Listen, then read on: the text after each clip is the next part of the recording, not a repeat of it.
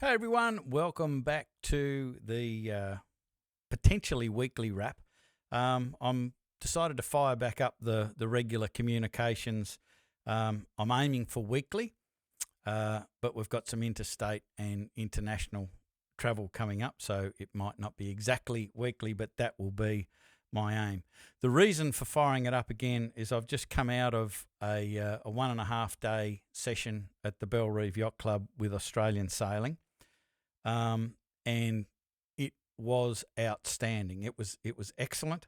And one of the things that I wanted to talk about is that there has been conversations, I've been a part of it, where there has been complaints, if you like, or the question at least being asked, why are we paying all this money? What do we get from Australian Sailing?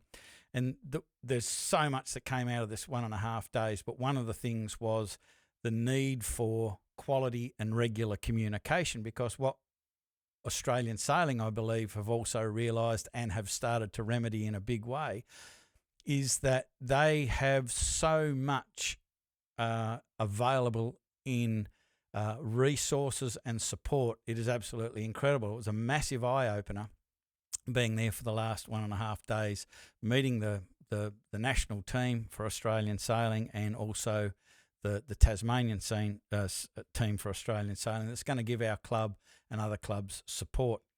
And for me, the blinding flash of the obvious was that all of this was available, but they didn't communicate it. And what we identified is that when there is a vacuum of communication, people start making up their own stories. That becomes the narrative. It can be quite negative and pessimistic. So I want to make sure that our communication is regular, it's positive, it's clear, and hopefully engaging and valuable as well. As I said, there's just a massive amount of support and resources that wasn't really communicated to any of the clubs. And so there is also the new state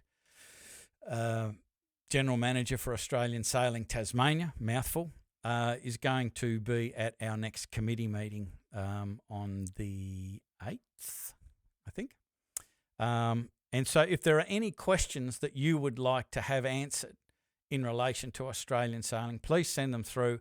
I'll make sure that they get asked, and in these communications we'll be able to deliver you the answer for those questions. So through that experience, I was inspired to lift my game as far as communication is concerned. And there's lots of really great ideas that we were offered and shown to be able to help the Kettering Yacht Club. And to me, it's very, very exciting, and I look forward to unpacking and sharing these ideas and obviously implementing them over time. My intention for the regular communications is continue to share results, but that's not the only thing. What I'd really like to start to share is the opportunities and the resources that are available, information that is also valuable that you can tap into from Australian Sailing. Also, Mast were there as well, did a great presentation. They've got a lot of resources that we weren't aware of as well that would help us with boating and safety and things like that. So I want to be able to share their resources and their information to help you. I also want to be talking about club culture. I just find that this is going to be a really important topic moving forward and getting contributions from members. And so one thing I would ask you from here on in is reach out to me and let me know what you feel would be a valuable topic or resource or something that you find would be valuable to be put into these communications. Over time, as I said, I want to be discussing the club culture. And I've found through the last week and the last day and a half, that encouragement is really important, particularly with fully volunteered clubs, and that's what we are. Everybody is a volunteer. No one gets paid to do anything, and it's really important as club members that we understand that, and that we never ever communicate or treat anybody in any position in the club as if they are a paid staff member and they should be doing this or they should be doing that. Remember, everybody is a volunteer. Not that you should be treating paid staff, poorly either. But my point is that I want your feedback with a caveat. And I haven't been doing this job for a year, but one of the biggest challenges that we've come up against, and speaking to lots of other office bearers in other clubs, it's the same in most clubs. The only time you generally hear from people is when they have a complaint. And I don't want that to stop. If you have a complaint, I want to hear about it, but with a caveat. And this is really important because it goes to being able to us to be able to maintain our desire to help and contribute and run the club. So I'm suggesting if you have a problem or a complaint, or you can see an opportunity for improvement, let us know. But the caveat is it must come with at least one solution. From now on, I'm giving you my commitment. I'm not listening to any isolated complaints. If you're just complaining, I'm not interested. But if you have a legitimate complaint and you're prepared to offer a solution, I'm going to love it. I promise you that. You also must realise that your solution may not be implementable either. We might not be able to implement it because we don't have the people. We're all volunteers. Those people don't have the time. They're already busy doing other things, or the club might not have the resources to do it. But please don't let that stop you offering the solution. A really big plus, and what I'd be loving for people when they look at offer the problem or the complaint, here is a solution or a number of solutions, and I am prepared to contribute, or even better, I am prepared to run point on this idea, on this project to fix this problem. That would be ideal, because the people on the committee already are fully stretched, and getting people just to take responsibility for smaller projects to fix little issues here and there would be absolutely brilliant. The other thing I think it's important to unpack is just what it looks like to contribute to a club. Now, there are wonderful members that do a lot behind the scenes, and I'm not going to mention any names, because as soon as I start to recognise and mention certain people, I'm going to forget somebody, and I feel really bad when I do that. So just know that there are people who do lots of things that are unrecognised behind the scenes, and it makes a massive difference to the club. And I understand that the majority of members are busy. They've got all sorts of things going on, and they don't have the time, the resources, the bandwidth to be able to contribute like some other members. So I want to quickly cover what I think contributing to your club can look like.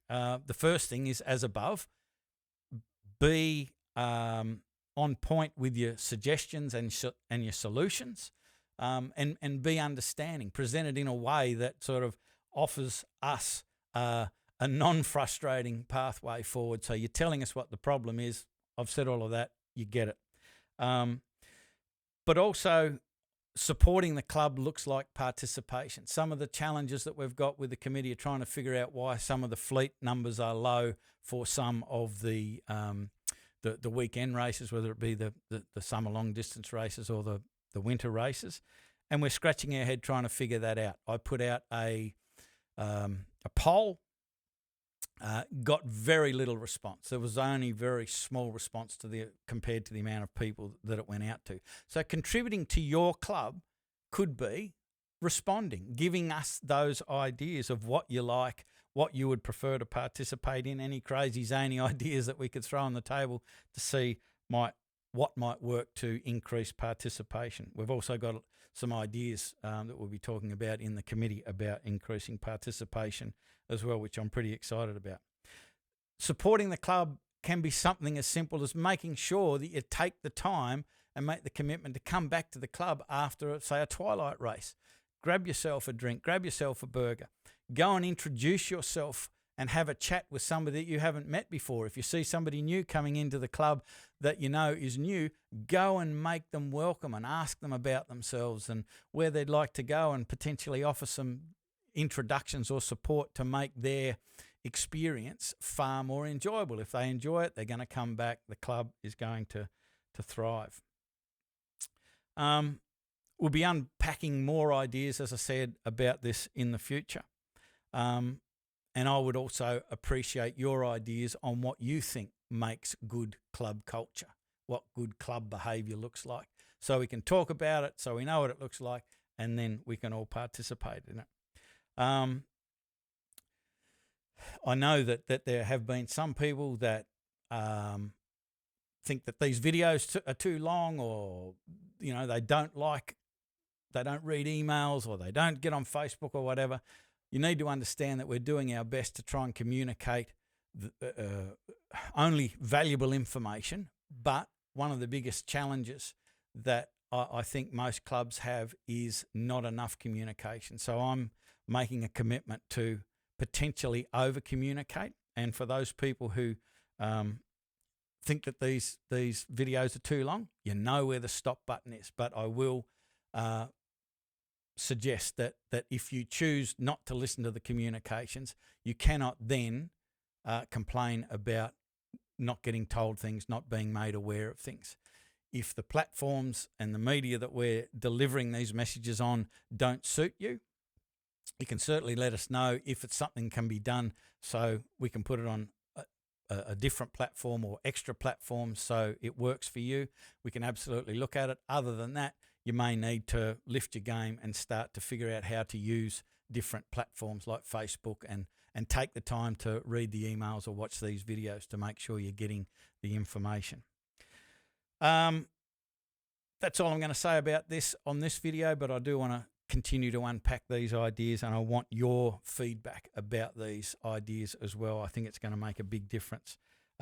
Just real quick results. There aren't any. Our first Oyster Cove Chandlery winter race got cancelled as there was I think a gale warning in place, and because of the Constitution, we're not actually allowed to race when there's a gale warning in place. So that got cancelled. It was a bit late notice.